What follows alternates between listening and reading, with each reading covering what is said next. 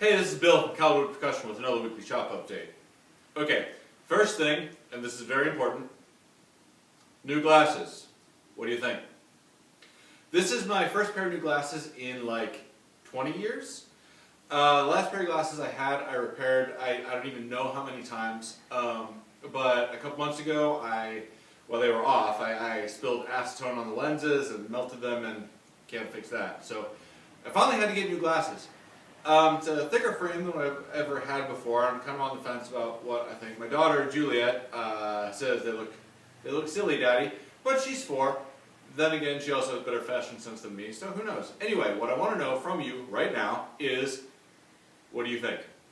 If your thoughts are, dude, what were you thinking? Let's go ahead with a sad reaction. And if your thoughts are, nah, you know, they don't make you look uglier, then let's just go ahead and do a love reaction. Do that now. Cool. Thank you. All right. So, on to what we're working on. The first thing I want to talk about is this. This is a project that has been in the works for a long time, and it's something I'm really excited about, despite the fact that it's kind of taken me a pretty long time to figure out exactly how I want to do it. This is for one of my professors in college who was just a huge influence on my life, David Pope from James Madison University. He has probably the largest udu that I've ever seen, which, if you're unfamiliar, an udu is a clay pot drum, sort of like a round clay pot with a neck, and it's also got sort of a hole on the side, so you can do kind of like vowel, like vocal sort of inflection. Really, really cool instrument, an udu. If you're not familiar, check it out. Really cool. Anyway, he has one that is super huge and it doesn't have a case for it. We've been talking a little bit, and so I told him I'd make sort of a canister style case out of drum shell stock. So that's what this is going to be. And despite the fact, like I said, it's taking me a long time to do this. I'm trying to figure out exactly how it's going to go, but I'm really, really excited to get this done. I think it's going to be a super cool case. The next thing is this bass drum. This is a 36-inch bass drum that is currently 27.5 inches deep. It's been a little bit slow in the shop, and I've kind of been thinking about this project for a while to make like a really just massive rope tension orchestral bass drum. And that's what this is going to be. I haven't decided exactly what the final depth of this is going to be. It really just comes down to how much I care whether or not it fits through doors. Or rather what doors I care about it fitting through. You know, standard door size, the smallest standard door size, generally speaking, is 24 inches, which is definitely not going to fit through, but this isn't really the kind of thing you'd have in your house anyway, right?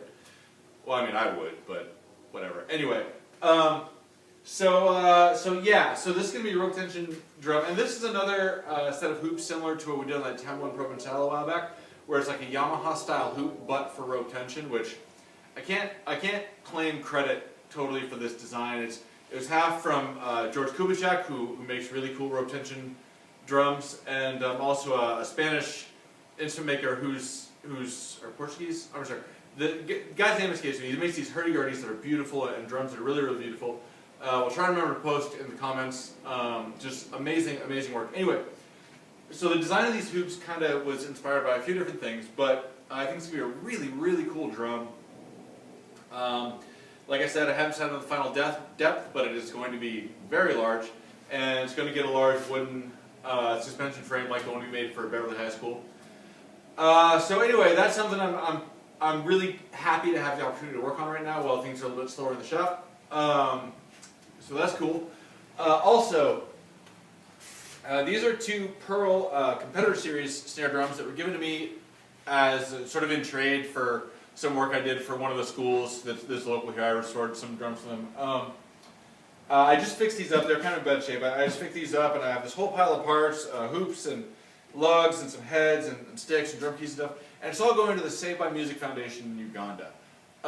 If you're unfamiliar with this group, it's an organization that is literally taking kids off the streets and handing them an instrument and saying, "Hey kid, you're in the band now." You know, it's kind of like the Music Man, except honest and upstanding and actually helpful. It's like who you wanted the Music Man to be until he turned out to be a jerk, right? Or I think that's how the story goes. Music theater's not my thing. either way, the point is, it's a really, really cool organization that is like literally saving kids' lives by music.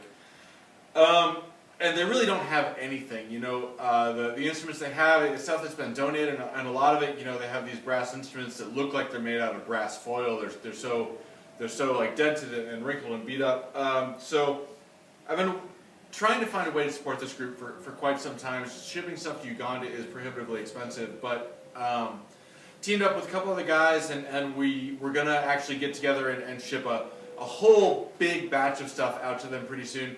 So these drums, this pile of parts is going to go with a bunch of other instruments and all go at once. And there's some other local people here in Boston that have actually also talked about possibly donating some stuff to go. So I'm really excited about that. It's an organization that I think is super cool. I really have to help out. I mean, I wish that I could just go bring these instruments myself and just go teach band for a couple of weeks. I think that'd be awesome. But I don't know, maybe someday. But either way, in the meantime, from time to time, people will bring stuff here and just drop it out. Be like, "This is an old drum set. I don't care. I don't want it. Just can you do anything with it?" Or old bell kits, whatever, snare drums.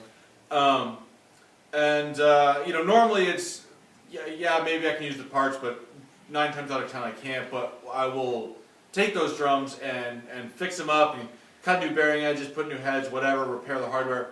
And I'll just give them to schools. You know, there's a bunch of schools around here that, you know, locally, like Dorchester and Roxbury, Mattapan and stuff, schools where they can't afford instruments. So I'm really happy when people drop stuff off. I can fix it up, give it to those schools. So if you're local to Boston and you have any gear that you just don't want anymore, it's not really worth it to sell it or too much pain in the ass, whatever, drop me a line, because if you drop it off here, I'll fix it up. I'll make sure it gets in the hands of some kids who need an instrument to play on.